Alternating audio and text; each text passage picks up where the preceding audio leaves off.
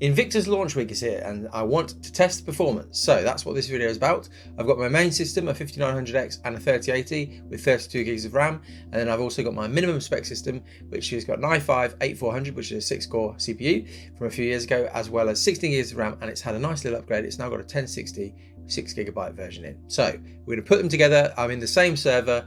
Both characters, I've been wandering them around, walking them around, getting them in position and doing some benchmarking, and let's see how it goes. Here we are in the Expo lobby, and performance is pretty decent, I would say. 54 average for the 5900X is pretty good for a Star Citizen at least. Obviously the other system is lower, but that's to be expected.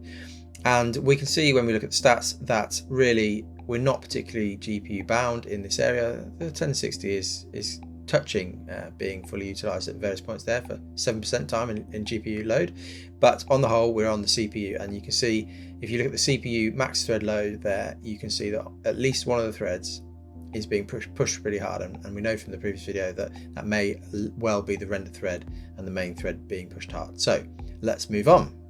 Next up, we've got this lovely hologram. It gives a nice speech, nice little touch, and performance has dropped a little bit here, but again we're doing pretty well here.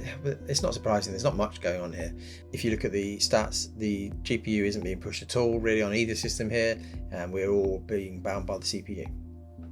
Into the Expo hall, and performance has dropped again, and not surprising really. There's lots going on in terms of the render thread, which we think the biggest issue is here. There's more ships, there's things to render, I guess, and VRAM usage is up on both sides, and actually it's higher than that's showing on the right hand side with the 1060. It's just the actual GPU hasn't got any more VRAM than that. It's using the hard drive or the solid state drive in. So yeah, interesting, dropping performance. Next up, I've popped myself in front of one of the Javelins that is docked, and we're just having a look at it, and again you can see the difference between the two systems. The 5900X isn't doing well at an average of 36, but it's not terrible, but the i5-8400 system is below 20 FPS isn't great. And again, you're looking at, it's the same pattern. I almost don't really say this, we are not GPU limited at all, we're all on the CPU. Here is the start of the Javelin Tour, so it's quite fun. You can go inside the Javelin, have a look around, and this is the kind of, as you go through the docking collar, this is the first thing you see. This person here in front of us does a nice speech, and again performance is poor.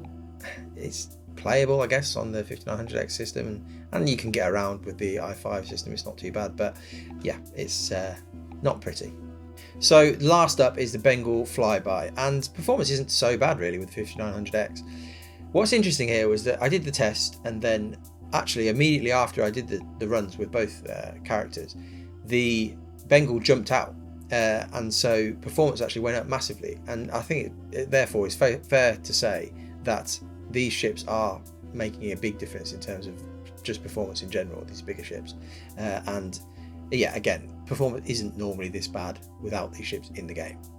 So what to make of all this? Well, the first thing to say is that I actually had to do some work to get the minimum spec system to even run the game. It was crashing every single time I'd load in.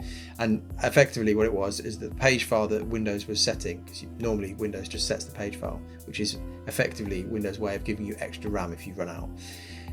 I had to change that from Windows managed to actually putting load more in because the game was using so much RAM. So that was the first thing I had to do just to get the game to run. So if you've had that issue, maybe look at your page file.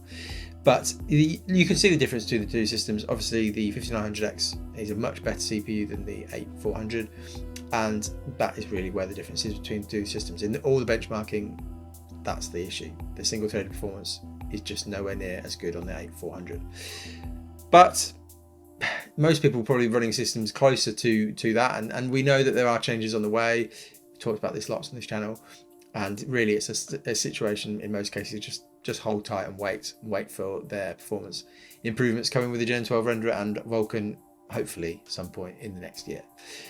But there's a question whether these events should even be happening with the game in its current state. Obviously, if you're new to this game and you've just tried out this free flight,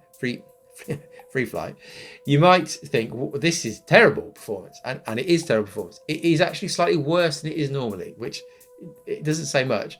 Normally you get slightly better performance on higher end components, but with everything going on in Invictus Launch Week, with the bigger ships, there's more textures going on. VRAM usage is up from my previous tests. I did a video not too long ago where I was saying at 1080p, which all the tests were done today, you're normally hovering under 6 gigs of VRAM usage. In this case, with all the Bengal, all the textures, everything going on, we were over 6 gigs. So yeah, that isn't normally the case. Normally when you load into standard system, the performance is better than it currently is.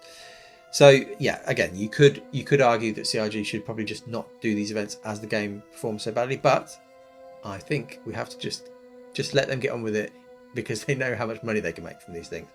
Obviously, it's a good way for new people to come into the game, to see all the big ships, get excited about that, and then go into the expo hall and get excited about other spaceships and then buy them. I mean, I've backed the game since 2013 and I have a Cutlass Black and an Anvil Arrow. That's all I have. So I'm not the target of these events, but there'll be a lot of you, I'm sure, who would have seen the shiny new ships and gone, oh yes, I definitely want to buy one of those. And that's part of development. That's part of this game. Part of the game is waiting for the game. Part of the game is buying spaceships. That's where we're at this point. I think we just have to say, CRG know what they're doing. They know what they're doing from a money point of view, for sure. Maybe you could question some of the things they're not so good at, but in terms of marketing, in terms of making money, in terms of giving themselves millions of pounds, millions of dollars to develop the game, we just have to say, fine, these events will happen, performance will be bad, but people will still enjoy it somehow, and they'll make a lot of money. So yeah, yeah, there's not much more to say about that. But anyway, if you like this more technical look at Star Citizen, love for you to like this video and subscribe. That'd be great. And come and follow me on Twitch, where when I get to 100,000 Twitch followers, I will get a tattoo of Chris Roberts' face on my foot. See you soon. Bye.